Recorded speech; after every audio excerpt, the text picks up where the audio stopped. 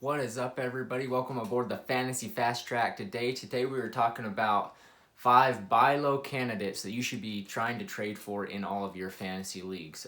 Number one on the list is Ramondre Stevenson. Ramondre Stevenson had a fair game this last week for the Patriots, but he is about to explode as he plays against the Dolphins, who the Chargers just ran for over 300 rushing yards against. So trade for him. Ezekiel Elliott looks completely washed, like everybody thought he was. He ended up getting 5 receptions this last week for 14 yards. So I'm sure they're not going to be throwing him the ball any more than they want to. So if you can get Ramondre Stevenson for uh, if you could pull a trade like with a Kyron Williams plus somebody or something like that.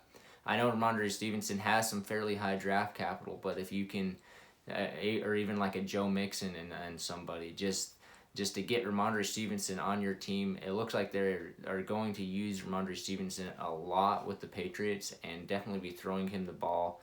And it showed in this last game that if you can get a pass to him, he can haul off for 50 yards and even score a super far touchdown just because of the explosiveness that Ramondre Stevenson has. Number two on the list is James Conner. James Conner played pretty much every snap for the Cardinals. I know it's not a high-powered offense, and he even didn't score very many points, but that should grow just a little bit more, and he can be a reliable option for you in fantasy football because he's going to be the only person that's touching the ball. He will get more yards, will get more touchdowns, and he had a fair amount of receptions in this game as well. So pick up James Conner. You could probably trade really.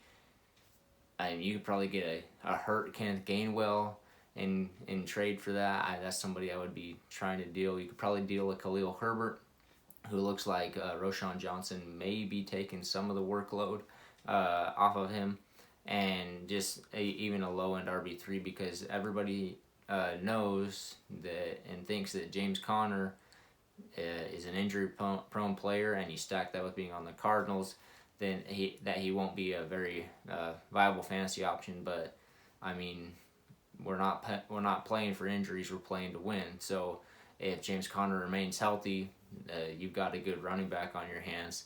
And the Cardinals aren't about to lean on anybody else. The only uh, player that they had even touched the ball from a running back perspective, he ended up getting negative yards on the day. So obviously James Conner is the one that they're going to be going to. The next person on the list is Justin Fields. Justin Fields had a pretty rough game this last week. If any of you watched the Bears game or the Justin Fields owner watched the Bears game, it looked like he had fallen apart at the seams and he was not making good reads and was causing turnovers, had some fumbles, had an interception, and the Packers pretty much just ate him alive. So if you could trade somebody that had kind of a blow up week, I mean, I doubt they're going to trade for a Mac Jones. One person I would definitely be trading is if you could trade a Tua Tagovailoa for a Justin Fields, and you may even be able to get if the Justin Fields owner is really down on Justin Fields and somebody else, just another role player for Tua, then that would be just a wonderful trade because Tua isn't going to remain as consistent as he consistently scoring 30 plus points and with the health concerns, whereas you've got a rushing quarterback and who has some great options out of the backfield and as wide receivers who could definitely explode on the scene within the next few weeks when they definitely, I'm sure they're going to make some adjustments there. Uh, and attached to Justin Fields is DJ Moore. DJ Moore only had 2 receptions this last week, and I'm sure that is going to change. He was losing his mind on the field. You could tell he was throwing his arms up in the air and all that stuff. That why weren't they throwing him the ball? And that is something that the coaches were talking about in their interviews and everything. We need to get DJ Moore involved, and I think there's a squeaky wheel game that's going to be showing up this next week. So if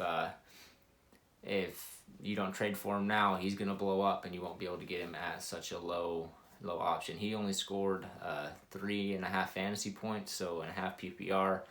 That's your 2 receptions and your 25 yards right there. So that's definitely somebody you can pick up for not very much. You could probably trade somebody you just picked up off the waiver wire like a Puka Nacua, and he could be DJ Moore could be a solid fantasy option, a solid easy wide receiver 2 for the remainder of the season.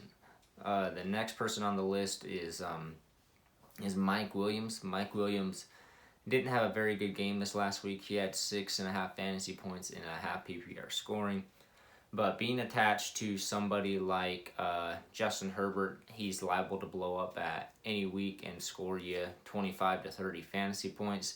And this next week, he is on track to have a great blow up game. And I'm sure the Chargers are pretty pissed off that they didn't win against the Dolphins. Are gonna come out swinging. So with Mike Williams, that's also somebody that you could buy low. He could have a blow up week this next week like he does, and then you could probably profit off of trading him again this upcoming week. So that's my buy lows for this week. If you got value from this, hit that subscribe button, and we will see you guys next time.